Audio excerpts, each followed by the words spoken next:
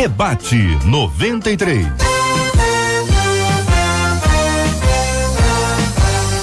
Realização 93 FM. Um oferecimento Pleno.news. Um olhar diferenciado além da informação. Apresentação J.R. Vargas. Alô, meu irmão. Alô, minha irmã. Aqui fala J.R. Vargas. Estamos de volta, começando aqui mais uma super edição do nosso Debate 93 de hoje, minha gente, nessa terça-feira, dia 9 de outubro de 2018. Ali com o Debate 93 2461-0093. E-mail debate@radio93.com.br. Facebook Rádio 93 FM. Site www.radio93.com.br. Fale com a 93 pelo WhatsApp 96803-8319. 96803-8319. Muito bom dia, Marcela Bastos. Bom dia, JR, os nossos ouvintes, aos nossos debatedores, e é por esse WhatsApp que o Rui falou aqui, 96803-8319, que você vai mandar pra gente o aniversário aí do seu pastor e da sua pastora, que a gente quer comemorar, orando por ele. Quem é o Rui? O Rui é a voz padrão da 93 FM. Isso, a voz padrão. Pessoal ficar ligado. Vozeirão. Ele tem um nome. Vozeirão. É o Rui Vasconcelos. Oi, vozeirão. Alô, Rui, bom dia. Tá bom, Marcela? Tá não, né? 11h03 aqui no Rio de Janeiro. Você participa com a gente aqui, minha gente. Esse é o nosso Debate 93. É um privilégio ter você com a gente hoje aqui. Se a coisa não tá boa, vamos acreditar, vamos trabalhar, vamos esperar, vamos confiar no Senhor, pedindo ao Senhor que tenha misericórdia, compaixão e graça, e vamos caminhando dia após dia, celebrando e agradecendo a Deus. Você lembra que a Páscoa, lembra da Páscoa? Lembra da instituição da Páscoa? Tá lembrado da instituição da Páscoa? Lembra onde é que foi? Onde é que o povo estava? O povo estava no Egito ainda. O povo começou a celebrar a liberdade, a libertação, ainda no tempo da luta e no tempo da dor. Vamos celebrar, vamos glorificar o nosso Deus e Pai, e vamos caminhar na presença dele com fé, em nome do nosso Senhor e Salvador Jesus.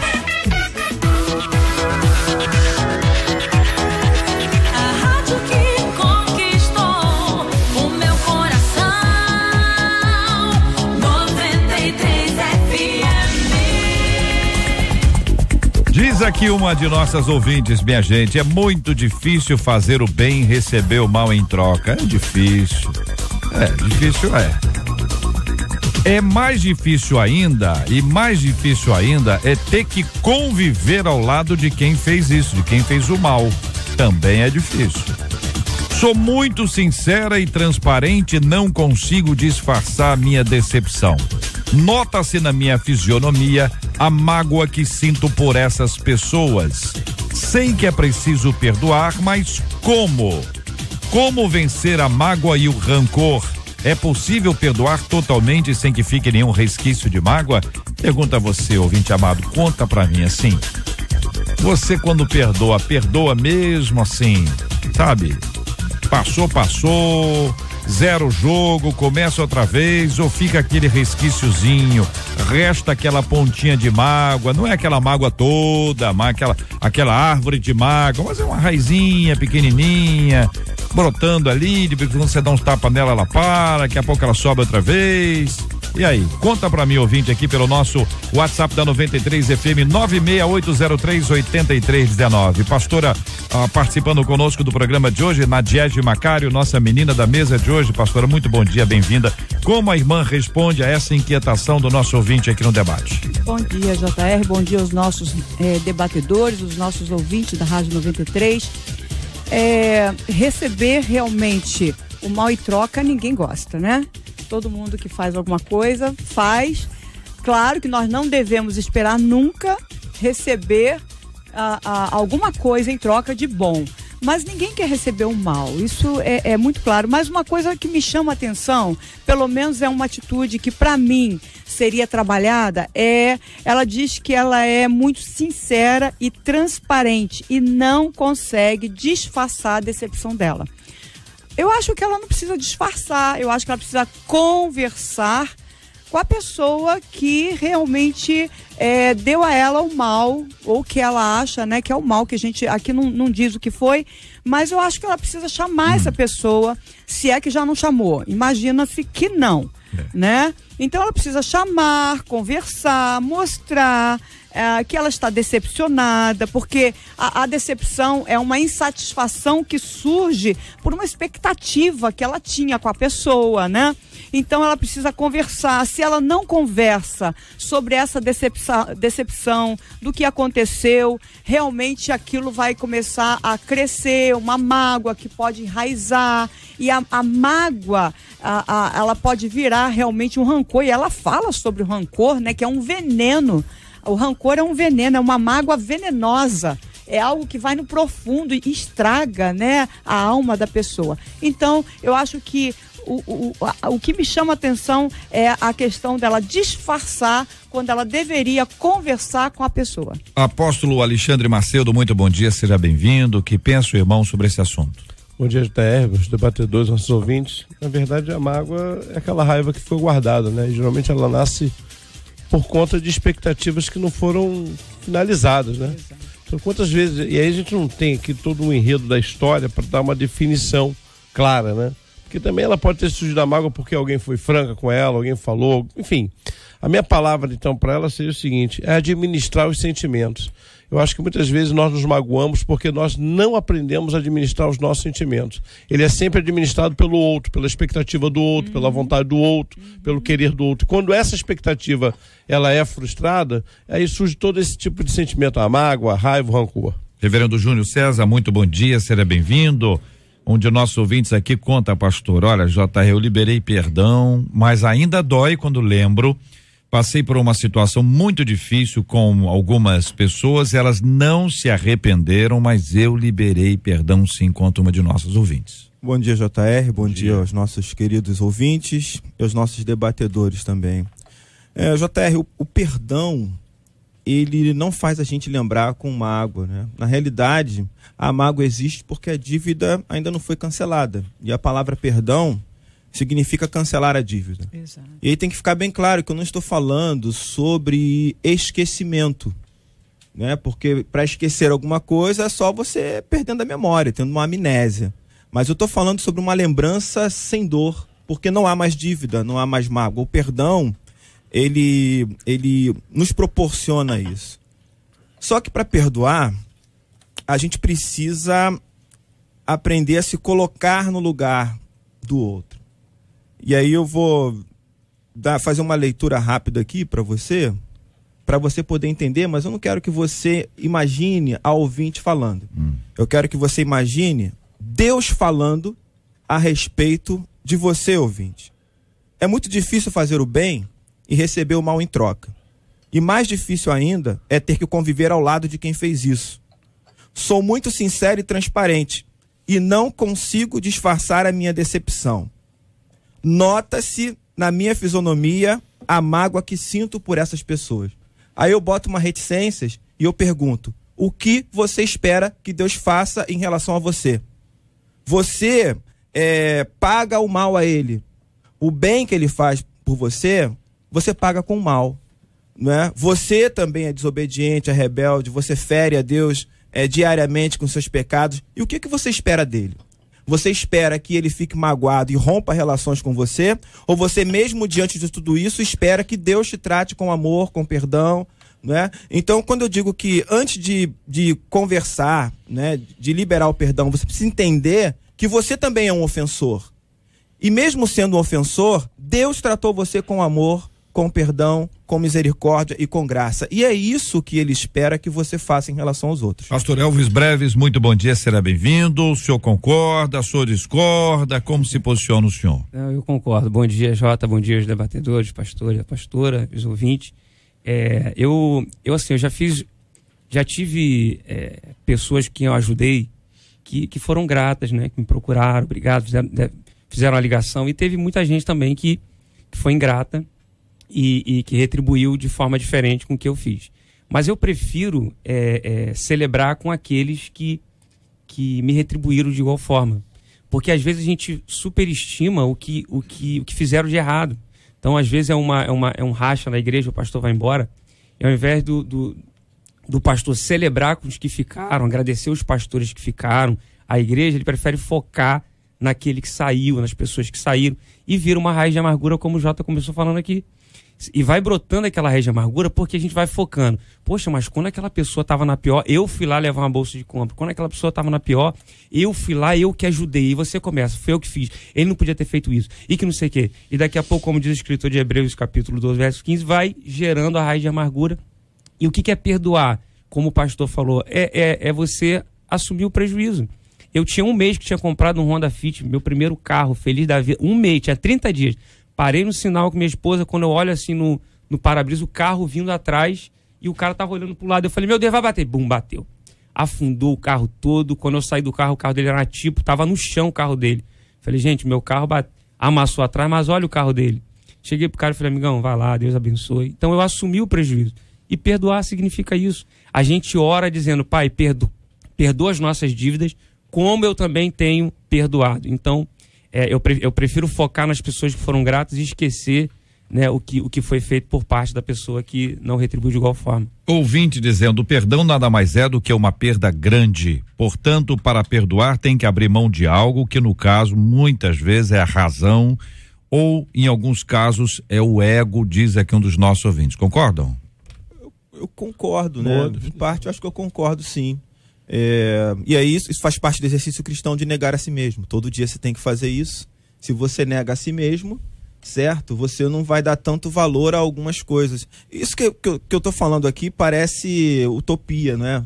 Mas não é cristianismo. A gente precisa colocar isso em prática. Hoje, né? Tem que colocar em prática. E as pessoas podem, inclusive, falar assim, mas Deus é Deus, Ele perdoa, Ele é Deus, né? Eu não sou Deus. Mas só que a gente esquece que a palavra diz que nós precisamos ser como Cristo, né? Nós precisamos ser e viver. Então a gente, na verdade, como foi dito aqui, é viver o cristianismo, é viver a razão de sermos cristãos, né? Eu creio que o perdão também passa pelo decidir ser livre, né? Porque enquanto você não perdoa, Jesus disse que você está carregando aquele verdugo. É verdade. Você carrega a pessoa dentro de você e não tem jeito. Para onde você vai, aquela pessoa vai contigo. Então, uma das palavras para perdão no grego é fiomai, né? Quer dizer, pagar a dívida. Então, mesmo eu tendo a razão, eu pago a dívida. Para quê? Para que eu me livre dela. Para que eu não me sinta incomodado, ferido. E a questão ainda é interessante. Essa semana eu estava conversando com uma senhora que dentro dela, do coração dela, muita mágoa, muita tristeza, tudo isso que a gente está conversando aqui, rancor, porque ela esperava de alguém que ela tanto fez, tanto ajudou, esperava que essa pessoa tivesse um carinho, uma atitude realmente íntegra com ela. E essa pessoa não teve, pelo contrário, fez coisas assim com ela muito ruins, muito tristes. Mas essa pessoa, ela tinha, isso já tem um tempo que aconteceu, ela tinha tanta mágoa, tanto ódio, ela estava enferma. E a enfermidade que ela estava trazendo no seu corpo era consequência desse ódio, desse rancor que ela estava carregando. Então, foi muito difícil mostrar isso para ela. Porque as pessoas não veem, mas elas estão sofrendo, estão ficando enfermas, adoecendo por falta de perdão. Muita gente aqui no nosso WhatsApp citando e contando casos assim, marido, familiares, igreja, vizinhos, ou seja, a gente tem um número enorme de pessoas que está convivendo com isso. E esse convívio é o que pode produzir, primeiro, uma dificuldade até espiritual.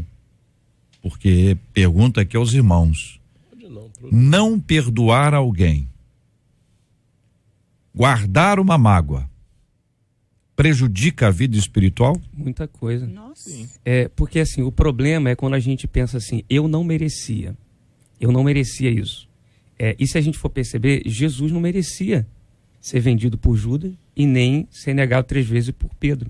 E aí quando Jesus ressuscita, ele vai até Pedro e ele pergunta, Pedro, você me ama? Ele diz, eu te amo 3 vezes. Ou seja, Você me negou 3 vezes, agora tem a cara de pau de dizer que me ama 3 vezes. Parece que ele vai dizer isso. Jesus não falou isso pra ele, Jesus não. não falou. Jesus vai, então vai. Jesus falou isso pra ele? Não, parecia. Cara de pau, não? Parecia. Ah, parecia. Que ele ia responder não, isso. Tá, pra saber que Bíblia é essa aí. Versão, revista não, aí. Na cabeça de Pedro, ele pensou, agora ele vai dizer, como é que você pode dizer que me ama? Agora, então Jesus falou. Então tem um problema espiritual. Tem um problema espiritual. Tem problema emocional? Tem. Gera problema emocional? Eu acho que a palavra vida e ponto. É vida como um todo. Não, mas traz peraí, prejuízo. Vamos ao raciocínio. Vamos lá. Opa. Prejudica a vida espiritual?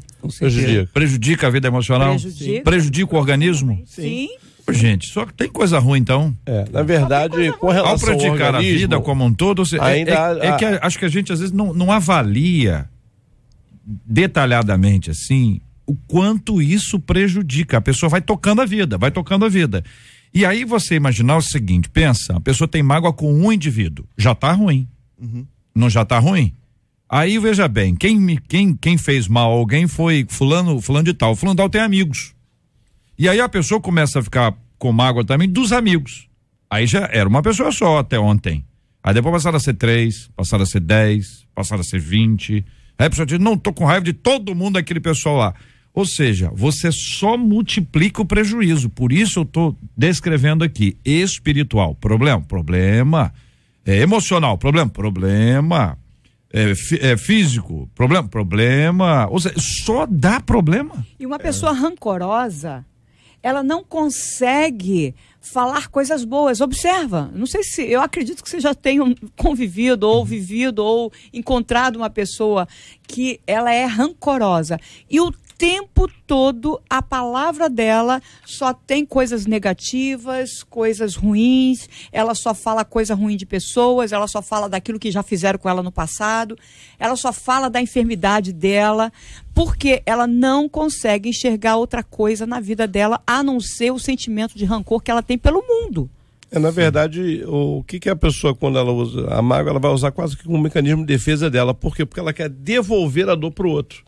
E aí ela coloca essa situação, eu fui injustiçado, fulano não presta. Você vai perceber que a pessoa, quando está magoada, ela faz uma devolutiva, ela está sempre devolvendo a dor que está lá machucando ela, de alguma maneira ela quer atingir. E muitas vezes ela não tem essa quem consegue externar. Ela diz que muda a fisionomia, faz questão de demonstrar que não está bem, né? Inclusive ela diz que são pessoas.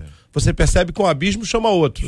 Vai aumentando. Agora, como é que a pessoa tira isso? Porque em sã consciência, eu duvido que alguém queira isso. Acho que no inconsciente tem o ganho de ter isso aí. Os psicólogos aí vão nos ajudar a entender. Mas como sair desse lugar, gente? Eu vou dar 4 caminhos, né? Ou 4 etapas que pode ser que ajude o ouvinte. A primeira etapa é tirar a graça do papel. Porque a graça para nós está no papel às vezes. Ou seja, quando eu digo que eu não merecia que fulano fizesse isso, no paralelo eu estou dizendo que eu merecia outra coisa. Então a gente precisa entender que pela graça nós não somos merecedores de nada. Nem os ofendidos, nem os ofensores. Nós não somos merecedores, né? E isso diminui a expectativa que nós temos em relação ao outro, né? Porque na realidade nós somos tão pecadores quanto ele, né? Não somos tão diferentes assim, apesar dele ser um ofensor, mas nós já estivemos no lugar do ofensor, né? Então a primeira coisa é entender isso. Deus me perdoou apesar do que eu fiz e de quem eu sou, e ele continua me perdoando. Esse é um ponto. Se ele me perdoou, provavelmente ele também vai perdoar a pessoa que me ofendeu, certo? Se ele me perdoou, eu sendo pecador, ele também pode ser capaz de perdoar a pessoa que me ofendeu. E se ele perdoar a pessoa que te ofendeu, quem é você para não perdoar? Então, tirar a graça do papel. Segundo, começar a fazer um exercício que Jesus diz que a gente tem que fazer. Amar os nossos inimigos e orar por aqueles que nos perseguem. Pode ser que a sua primeira oração seja quase que uma imprecação, mas você precisa fazer isso todos os dias. Orar por essa pessoa que para você ela é inimiga, e como você vai ver que isso vai mudar você, né? Pode ser que não mude a pessoa, mas você vai mudar. O quarto passo é você tentar reconciliação. Se você perceber que está pronto para isso, você tentar conversar, né? Você ir lá e expor e colocar diante da pessoa a situação, para que a reconciliação ela se estabeleça. Mas volto a dizer, não há reconciliação nesses casos sem confrontamento. E pode ser que a pessoa não esteja pronta para ouvir.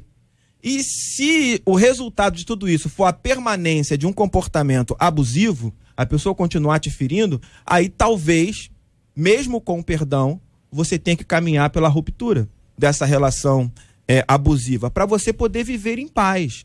Né? Isso não quer dizer que você não tenha perdoado, que você vai lembrar com mágoa. Se você cumprir essas etapas, talvez você nem precise chegar à ruptura, né? Mas se chegar à ruptura, você não vai ficar odiando essa pessoa e se entristecendo e nada disso. Eu queria dar uma palavra também, é o seguinte, né? Eu penso que nós temos que aprender a teoria do desabafo. Nós temos que procurar pessoas que são capazes de nos ouvir. Uma das coisas que o rancoroso precisa, ele tem que externar, ele tem que botar para fora. E muitas vezes o que ele faz nesse processo? Quando ele não consegue isso, ele fica remoendo a situação, por isso que é ressentimento, é sentir novamente tudo, e aí aquilo pode gerar o quê? A vingança. Muitas vezes a vingança ele não faz por quê? Porque ele tem o medo, enfim, sete valores aí, gera a culpa, na verdade, e o sofrimento. Quando ele procura, e aí a minha orientação procure alguém que tenha a capacidade de lhe aconselhar, de lhe ouvir, né? Não é de potencializar ou se você está certo ou errado, não é um juiz, mas é alguém que é capaz de ouvir o seu desabafo. E no desabafo, depois abafado, aí todo esse processo de oração, de busca da palavra, porque às vezes a pessoa quer colocar para fora, ela está ali e ela não consegue administrar sozinha, ela precisa de uma ajuda externa. Nós vamos ver isso na Bíblia também. Então, quando a gente consegue perceber esse diálogo de Jesus com Pedro, imagine quanta decepção Pedro carrega. E Jesus vai justamente nesse diálogo. Era uma pergunta até ingênua, né? Pedro, você me ama? E Pedro diz lá, eu sou teu amigo. Jesus não queria isso, né? E ele vai tratando de Pedro. E Pedro vai colocando para fora talvez toda a decepção, toda a tristeza, porque alguém precisa ouvir. A verdade é essa. Nós estamos num mundo hoje que não há escutas. Você reparou que todo mundo quer falar. Nós não paramos para ouvir. E talvez essa pessoa aí não encontre dentro da própria família alguém que lhe escute. Vai dizer, não, isso é besteira, deixa isso para lá, esquece. E às vezes não é. Às vezes precisa do desabafo e ali ser trabalhado isso. E esse esquece, muitas vezes a pessoa acredita que o tempo cura. O tempo vai curar, o tempo vai curar. E a pessoa passa o tempo e não cura, porque o tempo não cura. E você pode achar que até que esqueceu. Em alguns casos até esquece. Mas basta uma fagulha para perceber o incêndio tomando conta do indivíduo outra vez. Existem casos que a gente vai dizer assim, olha, pelo amor de Deus, toma jeito, rapaz, olha, vamos perdoar, tem coisa muito pior. Em outros casos, a situação é um pouco mais complexa e mais profunda. E às vezes não tem nem, a pessoa não tem, ela, por exemplo, ela não sabe quem foi o ofensor. Certo? Ela pode não saber quem é que fez isso, foi fulano de tal, então vou lá conversar com fulano de tal. É uma coisa mais ampla, né? Ou seja, acaba dando o nome a todos os demais, porque não tem um nome específico. Um ouvinte conta, ela foi abusada de 8 aos 12 anos. Ela foi adotada. Ela foi moradora de rua, viciada em drogas. E apesar disso tudo, eu digo aqui, ouvinte, pela graça de Deus, ela foi alcançada pelo Evangelho. Hoje ela é casada, ela tem mais de 40 anos, ou seja, de 8 a 12, hoje ela tem mais de 40 anos. Sofre muito. Não perdoa a mãe. Não perdoa o fato de ter sido abusada na infância. Ela não consegue avançar. Nós estamos aí há mais de 30 anos de distância entre os episódios, o último episódio e agora, fora esse tempo todo de exposição que ela sofreu. É uma história muito difícil. Não é uma daquelas histórias que a gente dá uma palavrinha e vida que segue. Ela pede ajuda. E, ouvinte, nós vamos ouvir os nossos debatedores, mas eu quero lhe dizer que nós vamos orar por você daqui a pouquinho. E eu quero pedir aos nossos ouvintes. E eu acho que a gente não deve conduzir o raciocínio do perdão com a perda maior ou menor. Do tipo, tem gente que está muito pior do que eu, então eu tenho que perdoar. Não funciona assim, infelizmente podia até ser, mas não funciona assim não. Porque para cada um tem um peso maior. Sempre é pior para nós. E nós precisamos compreender e avançar. Debatedores. Eu fico imaginando, vou falar como mulher, né? a dor dessa moça durante todo esse período que ela passou. Porque não é fácil ser abusada, e a gente sabe que durante todo o crescimento e amadurecimento dela, coisas vão se fortalecendo dentro dela do ato que aconteceu na infância e pode gerar muitos distúrbios de comportamento. E depois de ter passado por tudo isso, então eu acredito que para que ela perdoe, né? Sim, claro, ela vai precisar ter um acompanhamento com uma pessoa capacitada, um psicólogo, acredito eu, para que ela possa liberar aquilo que está dentro dela. Eu costumo dizer que nós temos gavetinhas na alma, né, guardadas, gavetas que a gente não abre nunca. E algumas que estão fechadas, que a gente sabe que existe, mas são gavetas que quando você abre, só tem coisa ruim. Mas que a gente precisa fazer faxinas nessas gavetas, limpar essas gavetas. Só que para fazer isso ela vai precisar de uma pessoa realmente que seja não só um psicólogo, mas um psicólogo que seja do Senhor, que seja preparado, que seja servo, que possa realmente ajudá-la, porque vai levar tempo. Isso não é rápido, não é rápido. Então, JR,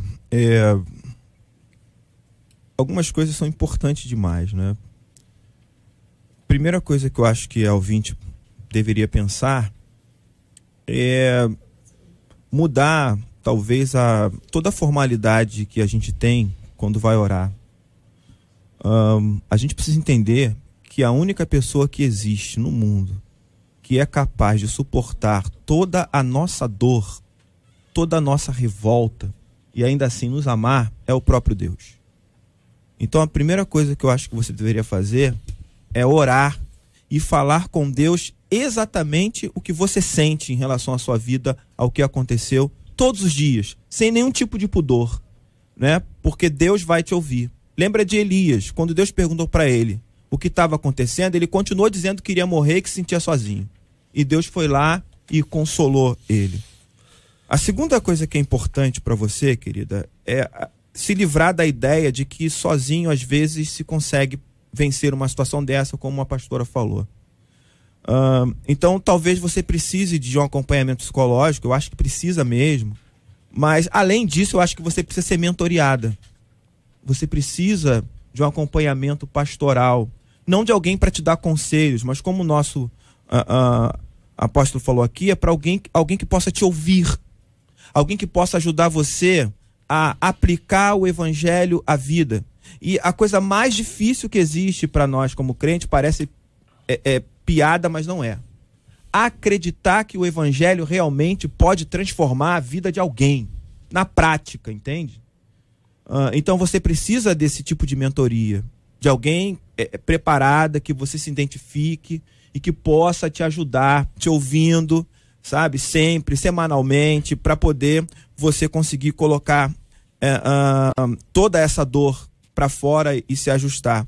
Um acompanhamento psicológico é consequência. E com acompanhamento psicológico, talvez, se precisar de algum outro tipo de acompanhamento, você vai ter indicação. Mas perceba, é você falar com Deus o que sente, você ser acompanhada por alguém, ter um acompanhamento espiritual que ajude você a centrar a sua vida no evangelho, né, para você poder lidar com essa dor, com essas questões, e talvez também ter um acompanhamento de um profissional, se essa questão da reorientação a partir do evangelho não for suficiente sozinha para poder te ajudar nesse momento. Mas assim, pelo que você está dizendo, querida, isso é para ontem, viu?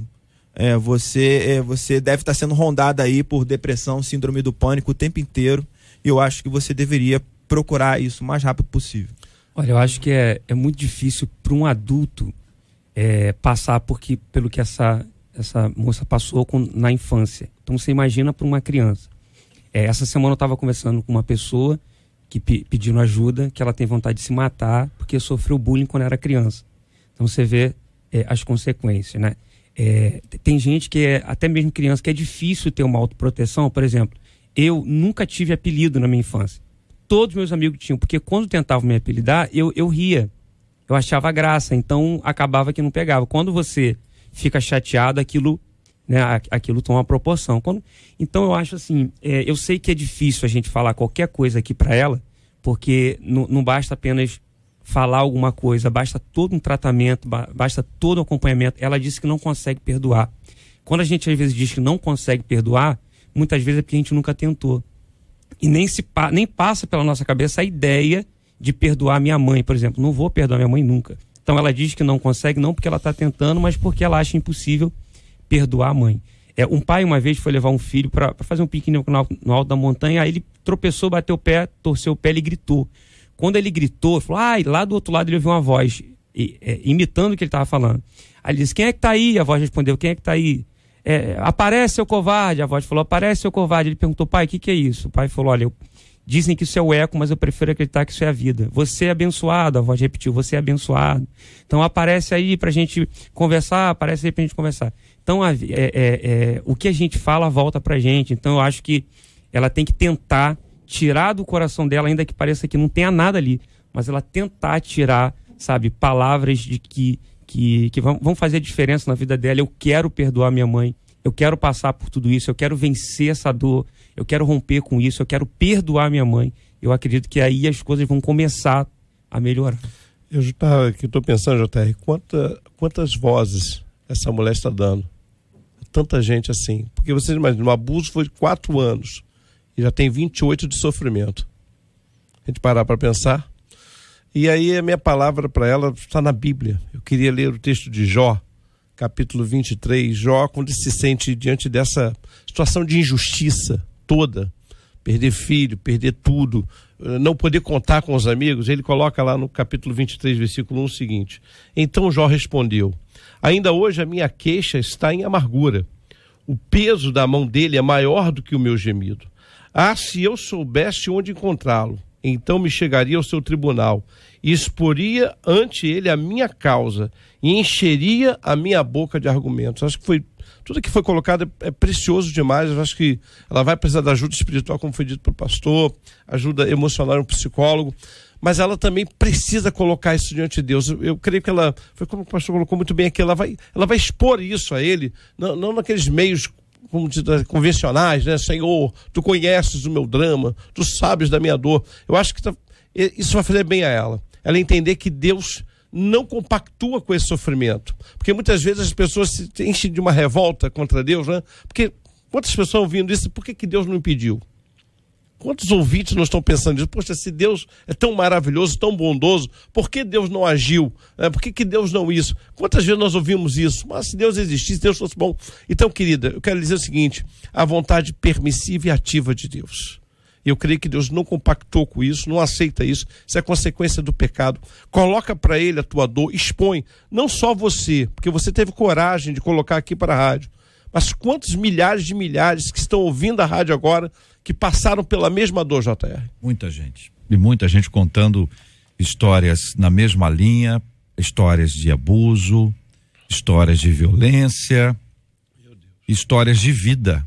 Não são histórias contadas, uma ficção, fruto da criatividade humana, mas a história de dor e de sofrimento de muita gente que está acompanhando o debate 93 agora.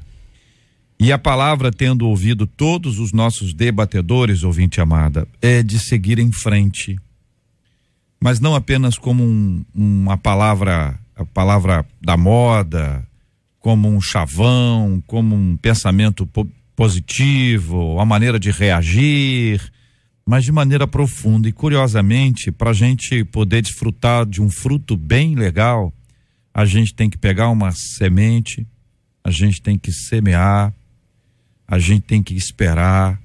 E esse tempo não é o que o tempo cura, não, é o tempo de frutificar. E o perdão, ele precisa começar em algum lugar, algum dia, algum momento. E ele começa com uma atitude.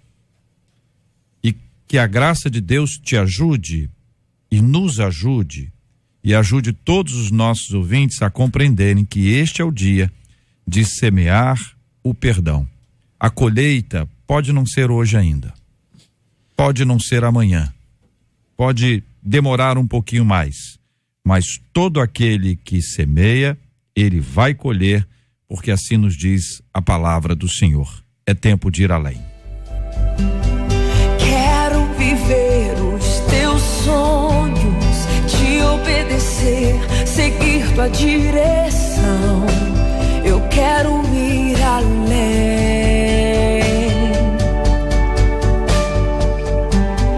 Quero conhecer teu coração, mais do que palavras e religião.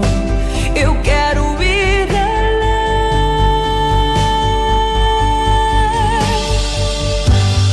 Eu não quero ser como a multidão. Quero te tocar, chamar tua atenção.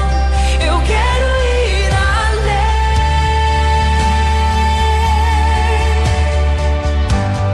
Quero te atrair com a minha fé, tocar tua virtude, lavar os teus pés. Eu quero ir além.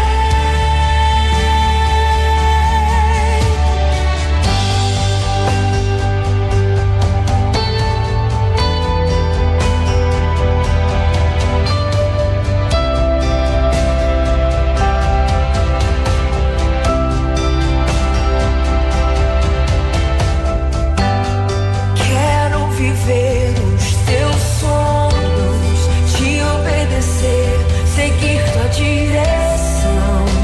Eu quero ir além.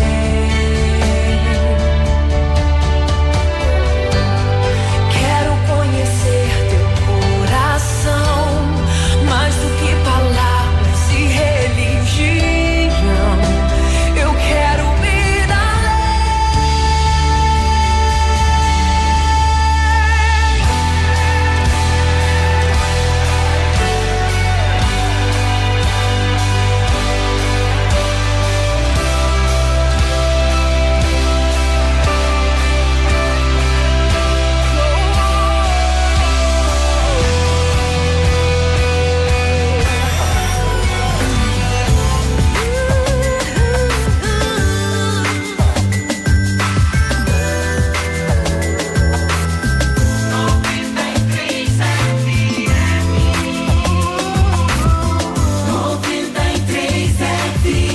Este é o Debate 93, com J.R. Vargas, na 93 FM. 11:39, minha gente. Fala, Marcela Bastos. Olha, ainda dá tempo de você mandar pro 968038319 o WhatsApp aí com o nome do seu pastor ou da sua pastora que está fazendo aniversário hoje. Aqui, ao final, nós iremos orar por eles. Mas ouve essa história. A Gia só tem 6 anos, mas vem protagonizando as manchetes dos veículos chineses com a sua história.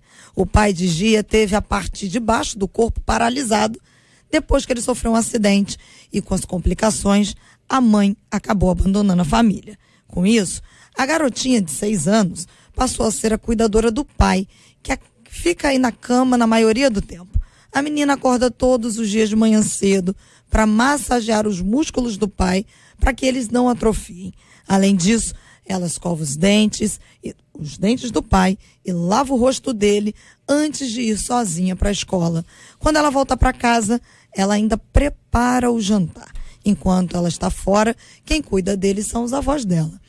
O interessante é que, de acordo com Gia, ela afirma que não fica nem um pouquinho cansada cuidando de seu pai. E aí a gente pergunta: amor, cuidado e entrega total. Você conhece histórias assim? Pastora, começando ouvindo a sua palavra, a sua opinião e a sua perspectiva sobre a ação dessa menininha. 6 aninhos, pastora. É muito novinha, né? Eu fico imaginando criança de 6 anos, está pronta para brincar, para receber carinho, cuidado, e quando ela, ao invés disso, ela está dando cuidado, né? Cuidando de alguém que ela ama. Então eu vejo assim, dentro dessa criança, um caráter de Deus, né? O amor de Deus, que é tão forte, né? Porque Deus é amor já dentro dessa criança. E essa criança cuidando do pai, essa criança se doando e deixando de brincar, não só para cuidar do pai dessa maneira, para fazer uma janta, para cuidar, é muita responsabilidade. Eu vejo uma criança de 6 anos fazendo isso, eu fico imaginando se é possível isso realmente acontecer, né?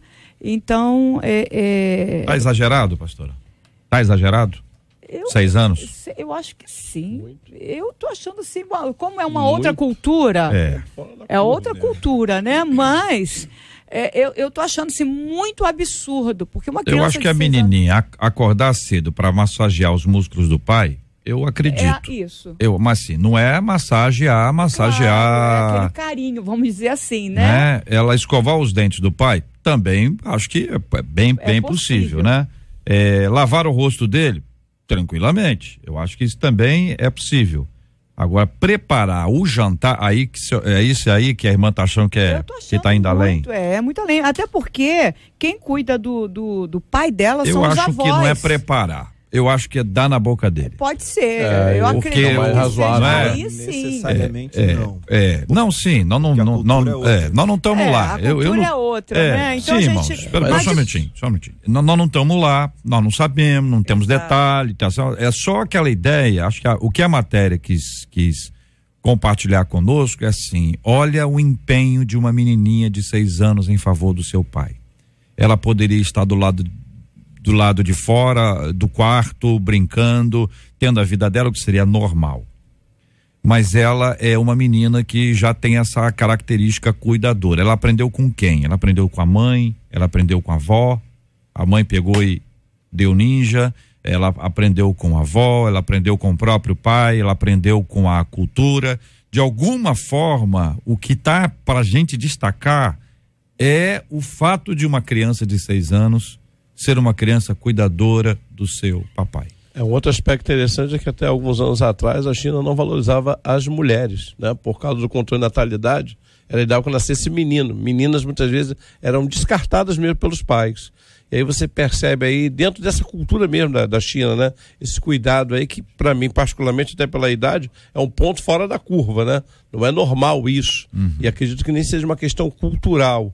Eu acho que é uma questão que passa aí, talvez até familiar. Talvez o próprio núcleo familiar tenha levado ela a esse tipo de responsabilidade, né? Porque senão isso não seria um fato de informação, né? Se fosse algo cultural, seria normal crianças na China fazerem isso, né? Mas como se torna uma notícia dessa que percorre a internet, então não é uma coisa, acredito que seja mais um ambiente familiar, daquilo que ela foi trabalhada pelo pai, pelos avós. Um ouvinte nossa diz que ela, aos 7 anos, ela tinha que cuidar da irmã dela e arrumar a casa. Então você tem paralelos aqui de cuidar da casa. Do ouvinte, conta mais a história aqui, cuidava da casa como? Você arrumava a casa toda, preparava almoço, jantar, como é que era essa sua dinâmica, além de cuidar da sua irmãzinha de 7 anos? Conta aqui pra gente poder compartilhar com os nossos ouvintes. Isso aí é muito comum, né? Assim, você vê muito, às vezes, a menina de 7, 8, 9, às vezes 12 anos, e a mãe vai trabalhar, o pai, e ela fica cuidando do irmãozinho. Agora, eu tenho uma filha de 6 anos, a Sofia, e minha filha não consegue fazer nem a mamadeira dela. Quem faz sou eu. Hoje, antes de vir pra cá, eu fiz uma mamadeira. Porque ela vai ter que colocar água para esquentar, que ela gosta de quentinho. Então não tem nem como, acho que ela nem alcança o fogão, não sabe nem ligar lá o fogão. Então, realmente essa questão aqui é exagerada. Mas a gente tem que observar o seguinte: a mãe abandonou e a filha ficou, né? O certo é a filha acompanhar a mãe e provavelmente ela não quis ir, ficou com o pai para cuidar. Então você vê um amor aqui, você vê um carinho. E aí pergunta aqui, você conhece alguma história assim? O pastor Samuel Lessa Júnior, que é pastor do Espaço Reencontro em Rio Bonito, a esposa dele teve um problema no cérebro e ela ficou acamada, e ela já está assim há mais de uma década, e ele já ouviu de especialistas, né, que falam para a família, falam: você tem o direito de casar, você tem o direito de casar de novo, porque é como se a sua esposa tivesse falecido. E ele falou: não, vai que Deus realiza um milagre e minha esposa sai dessa situação, como é que vai ser? Então, hoje existe um CTI dentro da casa dele, tem enfermeiro 24 horas lá cuidando dela, e é um quarto que é um CTI mesmo, ele montou um CTI, tem um custo altíssimo, e ele tá lá cuidando da esposa. Depois que aconteceu isso com a esposa, depois de alguns anos, o filho dele, 17 anos, sofreu lá um acidente, o caminhão passou por cima dele, o filho morreu. Então ele tá lá. Pastor Samuel Lessa Júnior, um amigo, se ele estiver ouvindo, Deus te abençoe. Parabéns pela sua atitude, pelo seu amor. Então, gostaria muito até de ver uma foto, né? Porque, pelo que eu vejo do relato, primeiro, não deve ser um ambiente urbano, deve ser um ambiente rural na China. Né? Então você tem um outro tipo de relação familiar. A mãe abandona o lar, mas ela não pode levar a filha, porque a filha pertence ao pai. Né? Então ela não pode levar a filha. Na cultura, né? A filha pertence ao pai. Né? E essa ideia de submissão, de serviço, de cuidado ao pai, ela é muito diferente da nossa cultura. Né? Então a menina tá lá, o menino também, eles vivem numa relação de submissão mesmo aos pais. O que o pai fala é lei. Isso não quer dizer que não tem amor envolvido, entende? Uhum.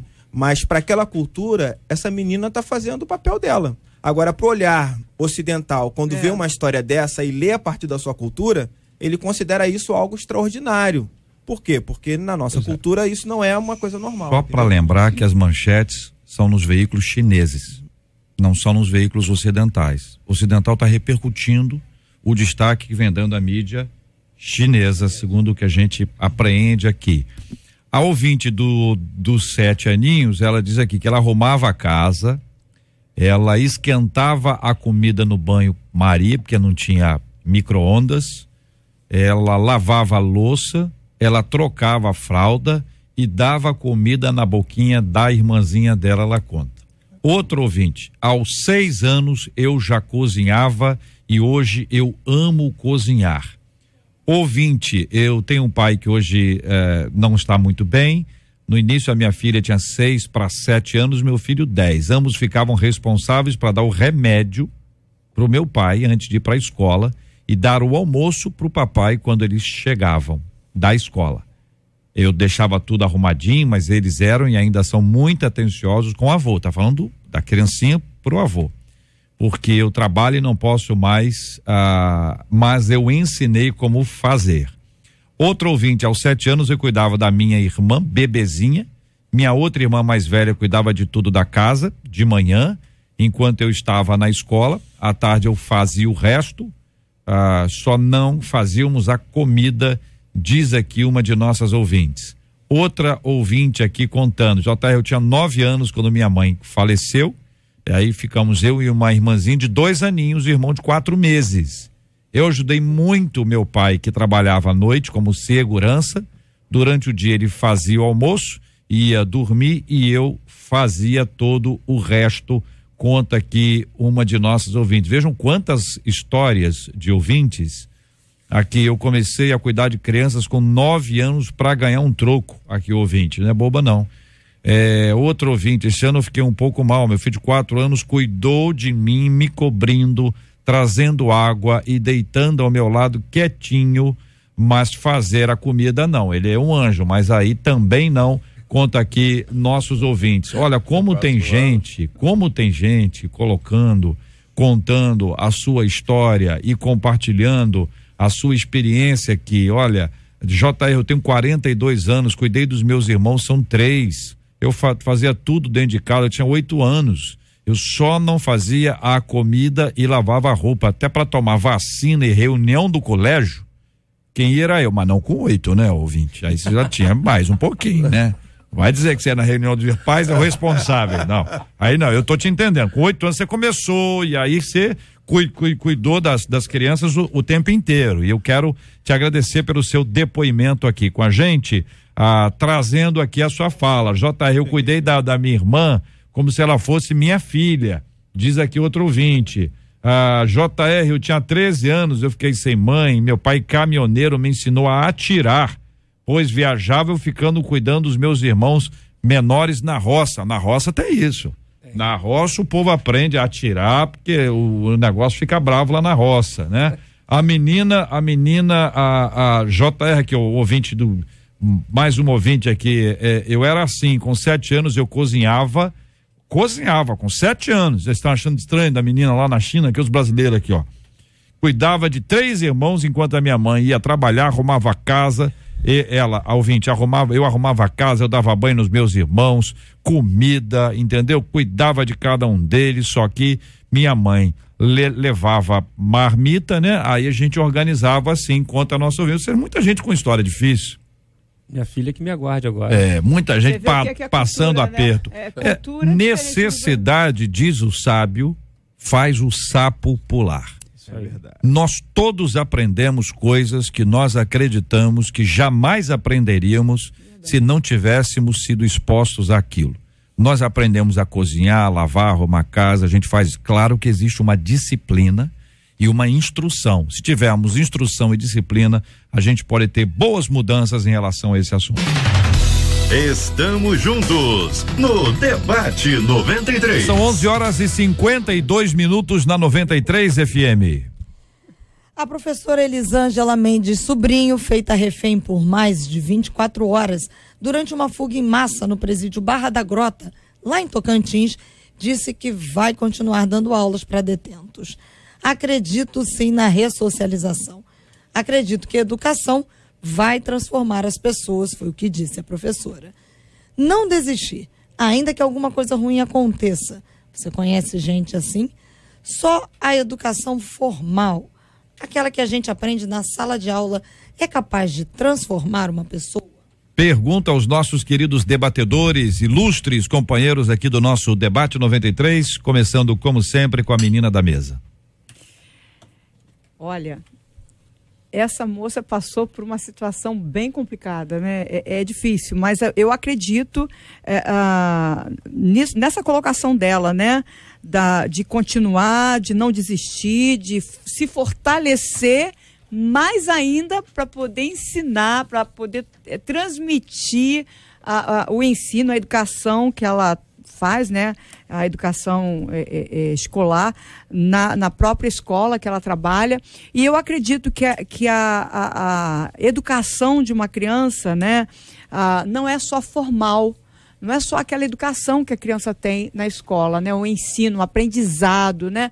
Mas é também dentro de casa, também dentro do lar, e todas as situações que uma pessoa possa passar, ela está sendo ensinada, ela está aprendendo. Então, que essa moça, meus parabéns para ela, porque passar pelo que ela passou e continuar fortalecida na decisão de continuar ensinando para a transformação de vidas é realmente um desafio e é uma vitória que ela viveu. Inclusive em tempos, né, na verdade, o ensino é um sacerdócio, né?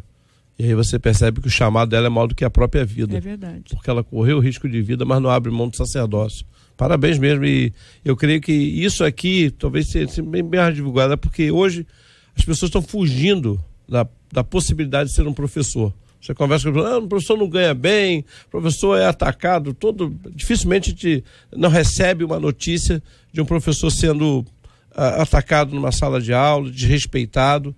E essa mulher então vem aí como, para nós, um bálsamo mesmo, entender que, olha, vale a pena, parabéns, o chamado dela e principalmente, né, continuar acreditando, e é importante isso. Exato. Acreditar na ressocialização, acreditar que quem está ali dentro está pagando pelo que fez, mas é possível, a despeito de todo o sistema falido, ela ainda acredita na ressocialização pela educação. Fica aí realmente um reconhecimento para ela.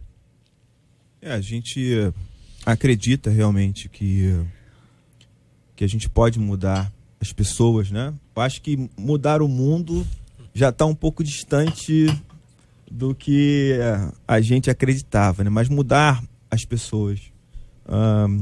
A gente vai trabalhando e vai ensinando e vai refletindo, né? Para que realmente as pessoas possam acreditar que podem mudar a sua história, podem reconstruir a vida, podem ultrapassar portas que para muitas pessoas estão fechadas, né? E não se abrem, a não ser que você seja daqueles que metam o pé na porta, né? Então a educação ela abre um pouco os horizontes, né, para a pessoa, para ela poder lidar com essas questões todas, essas questões sociais, né, que tentam prender e oprimir e colocar a pessoa num mundo muito menor do que ele é. Não, eu tenho um amigo que também dá aula em presídio, né? E ele gosta. Ele até perguntou se eu não estaria interessado, né? Eu não tenho estrutura emocional para isso, né? Então eu fico assim feliz em ver quem tem, porque realmente a educação tem que chegar lá também, né? E tem que ser feito o trabalho. Ó, a gente não entende o seguinte: toda pena ela é cirúrgica. Ela deixa cicatrizes e isso não é só ruim para o preso, isso é ruim para a sociedade, para o corpo. Porque hoje a gente sabe o nosso Código Penal. A pessoa entra lá e tem que cumprir tanto tempo, aí cumpre um terço, depois ela sai. Então a gente vai receber essa pessoa. Então quando você estuda direito, você vê lá que existem algumas técnicas de ressocialização e você pega as autoridades que trabalham nessa área e eles dizem o seguinte, que a ressocialização é a regra, é a exceção da exceção da exceção da exceção. Eles dizem, ninguém é ressocializado. Isso acontece em tantos. Então, assim, quando você não acredita na ressocialização do preso, você tá entendendo que uma hora ele vai sair, e sai rápido, que a gente sabe disso. Daqui a pouco o cara vai sair, porque você vê, ele é tirado do convívio social da família dele. Às vezes a família não tem condição nem de viajar para visitar o cara. Prisão de segurança máxima, o cara só pega 2 horas de sol, o resto fica preso dentro de uma cela sozinho. Então o cara sai e ele vai fazer o que aqui fora? Então, eu acho que não acreditar na ressocialização do preso é entender que daqui a pouco vai vir uma enxurrada de gente revoltada e isso vai se voltar contra a própria sociedade, entendeu? Tudo bem, essa menina se torna então, essa professora Elisângela Mendes Sobrinho, um exemplo de alguém que persevera apesar das dificuldades e das oposições. Ela volta a ensinar àqueles, não necessariamente às pessoas, mas aqueles como um grupo que a tornaram refém, que quase que tiraram dela a própria vida, ou no mínimo geraram para ela um transtorno bastante grande em razão do medo. O medo de estar dentro do presídio numa hora de fuga, numa hora em que as pessoas passam por cima porque querem alcançar a liberdade que lhes foi tirada, resultado dos próprios atos. Ela também continua a investir na educação, eu acho que isso é parte do trabalho de todos nós, e vocês tocaram no ponto especificamente dessa possibilidade de ressocialização. Não são poucos os exemplos de pessoas que foram ressocializadas. Nós, cristãos, conhecemos mais pessoas que foram ressocializadas por causa do Evangelho.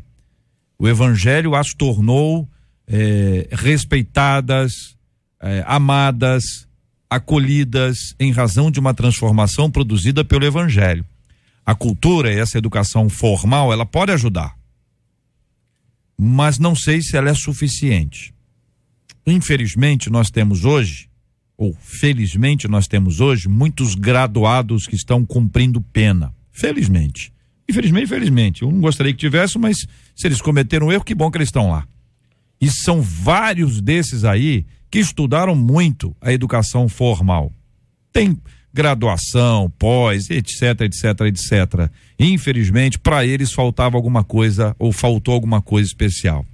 Mas, evidentemente, uma coisa não exclui a outra. Nós precisamos trabalhar nas duas frentes aqui, tanto da educação formal e, sobretudo, com a educação espiritual. Isso vale para quem está dentro, que está solto, e vale para quem está do lado de fora, mas está preso. Pastora Nadiege Macário, obrigado, um abraço. Um abraço, quero deixar aqui um abraço para todos os nossos ouvintes, né? E parabenizar também o nosso futuro agora, né? Já eleito senador Arol. Sozinho, não estou sozinho, pois Deus cuida de mim. Que Deus te abençoe. Você acabou de ouvir Debate 93.